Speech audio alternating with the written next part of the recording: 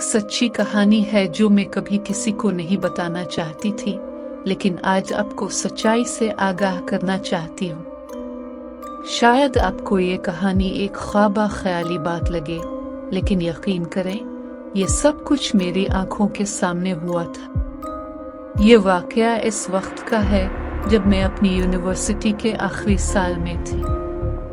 हमारी क्लास के दोस्तों ने फैसला किया कि पढ़ाई के दबाव से छुटकारा पाने के लिए एक तफरीही रात का एहतमाम किया जाए। लाहौर के नवाही इलाके में एक दोस्त का फार्म हाउस था और हमने वहां जाने का फैसला किया।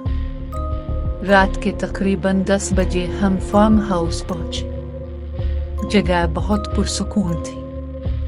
ऊंचे दरख्तों और सरसब्ज मैदान के दरमियान एक खूबसूरत घर था। सब कुछ आम लग रहा था और हम सब ने बहुत मजा किया।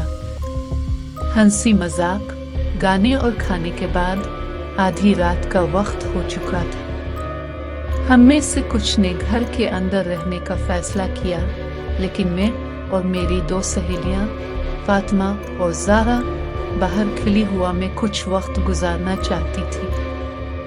हम तीनों गुपशप करते हुए फार्म हाउस के पिछले हिस्से की तरफ निकल गई।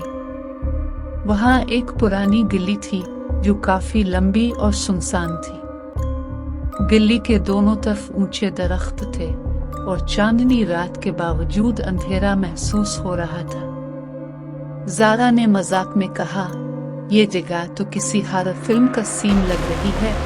क्या ख्याल है कुछ एडवेंचर हो जाए?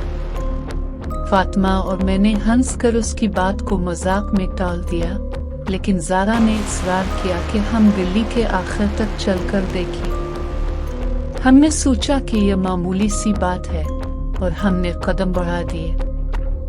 जैसे ही हम गली के बीच में पहुंचे, एक अजीब सी आवाज सुनाई दी। ऐसा लग रहा था जैसे कोई सरगोशी कर रहा हो। हम तीनों रुक गईं और एक दूसरे को हैरत से देखा। ये हुआ की आवाज होगी, फातिमा ने कहा, लेकिन इसकी आवाज में खुद भी यकीन नहीं था। हमने आगे बढ़ने की कोशिश की, लेकिन आवाजें मजीद वाज़ेह होने लगी। अब वो सरगोशी की जगह किसी के कदमों की आवाज में बदल गई थी। हमने मुड़कर देखा, लेकिन गली सुनसान थी। कोई हमारा मजाक आड़ा रहा है, ज़ारा ने कहा और हंसी, लेकिन इस बार उसकी हंसी में घबराहट थी। हमने तेज कदमों से चलना शुरू कर दिया, लेकिन वो आवाजें भी हमारे साथ साथ बढ़ रही थी। ऐसा महसूस हो रहा था कि कोई हमारे पीछे चल रहा है, लेकिन जब भी हम मुड़कर देखते, गली खाली होती। मेरे दिल की धड़कन इतनी तेज हो रही थी कि मुझे लग रहा था कि वो आवाज बाहर भी सुनाई दे रही होगी। जब हम गली के इख्तिताम पर पहुंचे, तो अचानक एक चीख सुनाई दी। वो चीख इतनी जोरदार और दर्दनाक थी कि हम तीनों कांप गए। ये किसी औरत की आवाज थी जो मदद के लिए पुकार रही थी। बचाओ, कोई मुझे बचाओ, आवाज गिल्ली के अंधेरे में गूंज रही थी, लेकिन हमें कोई नजर नहीं आ रहा था। फातिमा ने रोते हुए कहा, चलो यहाँ से चलते हैं, ये जगह ठीक नहीं है।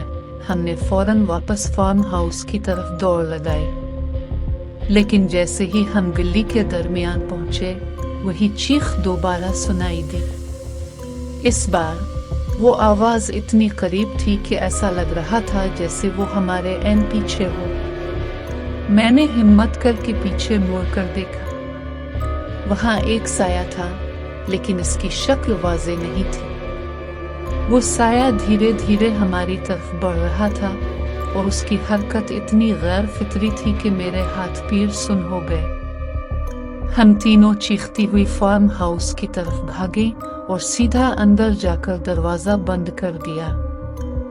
अंदर के दोस्तों ने हमें देखा तो हैरान रह गए। हम तीनों का सांस फूला हुआ था और हम कांप रही थी।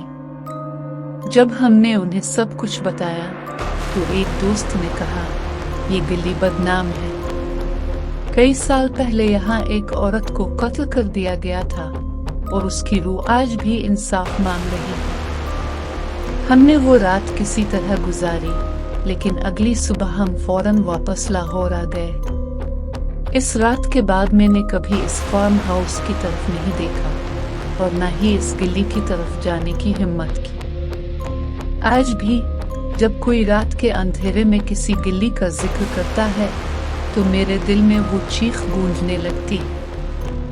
वो औरत कौन थी और वो साया क्या था? शायद ये सवाल हमेशा के लिए मेरे ज़हन में रहेंगे।